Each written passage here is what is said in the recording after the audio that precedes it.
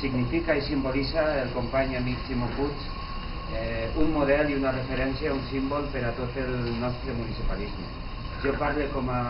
portaveu en la Diputació de Castelló, com a alcalde també d'una ciutat de la província de Castelló, i sempre hem mirat l'esforç de Ximo i el que ha significat Ximo Puig per a Castelló com un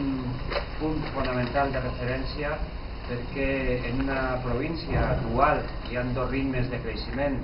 dos ritmes de desenvolupament, s'ha lograt que l'interior de Castelló alce la veu i en bones polítiques avança també en el terreny de la dignificació i de la prosperitat de tota aquella franja del nostre territori. Estem aquí per a testimoniar la importància que té per a nosaltres que Ximo Puig hagi donat el pas endavant per tal de ser el secretari general del Partit Socialista dels Valencians. És una persona compromesa, en una llarguíssima experiència i que jo crec que assumeix d'una manera clara el repte de rellançar el partit en el conjunt de la societat. I des del punt de vista del municipalisme, per a nosaltres és tota una garantia. El nostre projecte té que tindre un arrel bàsic i un arrel fonamental en les ciutats i en els pobles d'esta comunitat i per tant des d'esta premissa el document que s'ha treballat,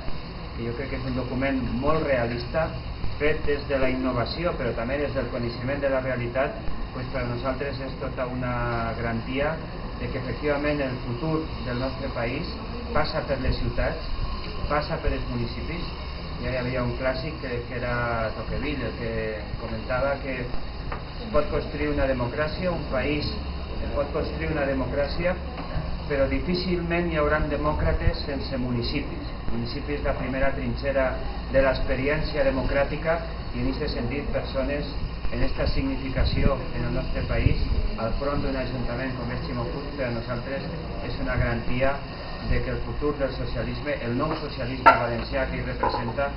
tindrà efectivament una garantia